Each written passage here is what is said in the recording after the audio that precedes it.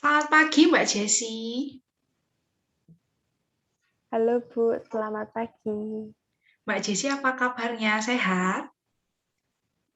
Ya, baik Bu, puji Tuhan sehat sih. Kalau boleh tahu ini sebenarnya Mbak Jessi itu asalnya dari mana ya? Saya sendiri asalnya dari Jogja Bu, di perumahan Bukit Indah Condong Catur. Hmm, kalau gitu berarti dekat sama kampus Sanat Dharma ya? Iya, ya Bu, deket Bu, bener. Oh iya. Ngomong-ngomong ini ada apa gerangan nih, Mbak Jessi? Tiba-tiba datang menemui saya nih. Iya Bu, jadi begini, saya tuh sebenarnya bingung sekali gitu loh Bu. Bingung kenapa? Ya, saya tuh sebenarnya 3 bulanan ini Bu, itu baru aja lulus dari kuliah. Tapi sampai sekarang tuh kalau saya mencoba melamar pekerjaan kok rasanya tuh ragu gitu loh, Bu. Ragu kenapa nih? Ya, saya tuh mau bekerja, Bu. Hmm, Tapi saya juga bingung gitu loh, Bu. hmm. Ya, bingung Ya, saya apa tuh yang membuat sebenarnya. bingung gitu? Kok rasa-rasanya tuh saya sendiri tuh nggak cocok gitu loh, Bu. Dari jurusan kuliah saya ke bidang pekerjaan yang ingin saya geluti seperti itu. Lah kok bisa begitu? Ya, nggak tahu sih, Bu. Rasanya kayak gitu aja. Terus kalau boleh tahu nih, jurusannya Mbak Jessi itu di waktu kuliah itu apa sih? Terus apa yang membuat Mbak Jessi itu memilih jurusan itu gitu loh? Oh ya, saya tuh sebenarnya milih jurusan tuh ya bukan karena saya sih, Bu. Sebenarnya dulu tuh karena orang tua juga.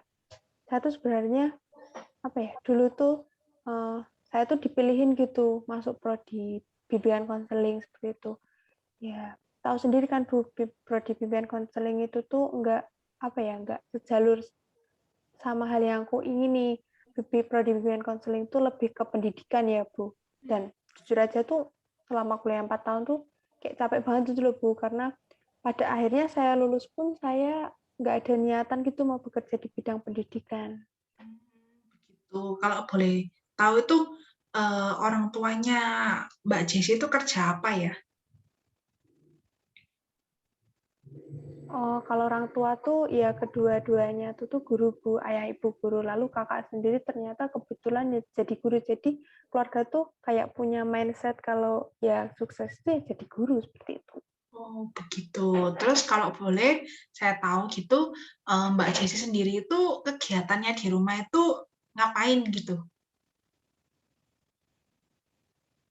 Nah, kalau kegiatan di rumah tuh sebenarnya nggak ngapa-ngapain sih, Bu. Di rumah tuh cuman kayak main sama temen, sama di rumah juga cuma nonton film kayak gitu sih, Bu, sebenarnya. Begitu. Terus kalau misalnya hal-hal yang Mbak Jessi suka itu kira-kira apa? Kalau aku suka sih, aku lebih suka ketemu sama orang-orang sih, Bu. Keluar Hmm. gitu, main bareng, nongkrong. Pokoknya yang rame-rame gitu, ketemu sama orang lain itu aku suka. Oh, begitu. Wah, ternyata keren juga kesukaannya Mbak Jessi. Terus kalau saya boleh tahu nih, Mbak Jessi itu kira-kira punya pemikiran nggak besok mau kerjanya di mana seperti itu? Ya, yang jelas itu besok bekerjanya aku pengen yang tetap ketemu sama orang sih, yang kelompok gitu. Jadi aku nggak bekerja individu, jadi aku bekerja bertemu dengan orang lain seperti itu sih, Bu. Wah, ternyata Mbak Jessi ini emang suka banget ya kalau ketemu orang lain ya. Iya sih, Bu, banget. Cuman masalahnya kalau ketemu sama anak-anak sekolah SMP, SD, atau SMA itu tuh aku nggak terlalu suka. Aku lebih suka sama ketemu orang-orang dewasa. Kayak gitu sih, Bu. Terus kalau misalnya tentang pekerjaan nih, dari yang Mbak Jessi sukai, kira-kira pekerjaan yang kepikiran gitu, kira-kira pekerjaan apa ya? Ya, kalau sebenarnya tuh pernah sih Bu kepikiran pengen banget jadi konselor, tapi bukan di sekolah. Jadi pengennya tuh jadi konselornya tuh di perusahaan itu loh, Bu. Begitu. Ya, sebenarnya kalau dipikir-pikir jurusannya Mbak Jessi itu cocok loh sama pekerjaan konselor meski di perusahaan gitu. Iya sih, Bu, tapi saya tuh selama kuliah tuh nggak pernah mendapat materi mata kuliah yang berhubungan dengan perusahaan kayak gitu, Bu. Terus kalau misalnya tentang kayak misalnya kegiatan di kampus atau mungkin training atau mungkin magang di perusahaan besar atau perusahaan kecil gitu, apa Mbak Jessi udah pernah ikut gitu? Belum sih, Bu. Jujur aja waktu kuliah itu aku lebih fokus ke pelajaran aja sih, terus langsung pulang kalau kelasnya udah selesai. Jadi nggak terlalu tertarik kayak gitu. Wah, ternyata begitu toh. Bahaya ini. Kan kebanyakan kan perusahaan sekarang itu kan kalau nyari pelamar itu pasti kan nyarinya kan yang udah punya pengalaman magang atau misalnya pengalaman training seperti itu. Waduh, ya gimana ya, Bu? Kalau kayak gini kan udah terlanjur ya. Ya, saya sendiri sebenarnya juga menyesal sih, Bu, karena nggak pernah mengikuti kegiatan kayak gitu. Mm-mm. Tapi gimana ya, Bu, sekarang?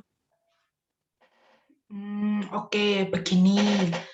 Bagaimana setelah sesi konseling ini, kamu pulang, habis itu kamu langsung cari referensi tentang CV, cara membuat CV gitu. Terus kamu langsung buat CV-nya.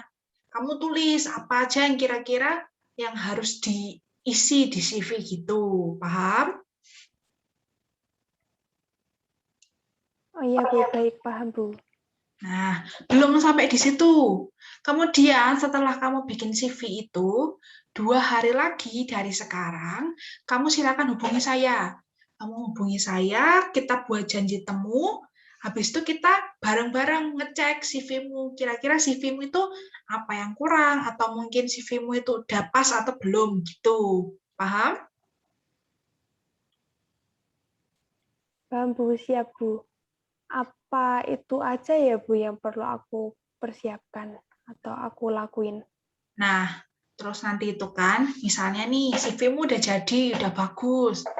CV-mu tadi itu nanti kamu bisa pakai buat cari kerjaan gitu. Misalnya, kamu melamar kerjaan di kasir, di minimarket gitu. Atau mungkin kamu misalnya jaga tenda di suatu tempat makan gitu ya. Nah, itu kamu sambil kerja kecil-kecilan kayak gitu, kamu nanti sambil menggali pekerjaan, menggali pengalaman lah, pengalaman gitu.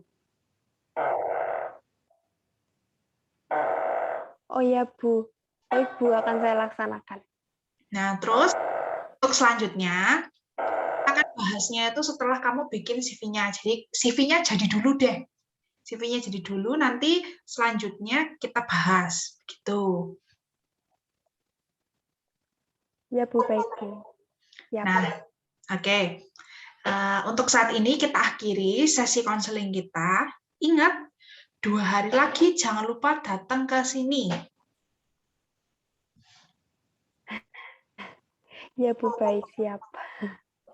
Oke, dan juga yang terakhir nih, kan kamu memang niat cari pekerjaan. Nah, ketika kita nyari pekerjaan itu pastinya kita ada hal yang dikorbankan gitu. Nah, maka dari itu kamu kan kemarin sudah menyesal nih, kamu nggak ikut training, nggak ikut magang, kamu sudah menyesal. Maka dari itu untuk sekarang jangan sampai kamu menyesal yang kedua kalinya. Ingat, kamu pasti bisa. Ibu yakin, wis.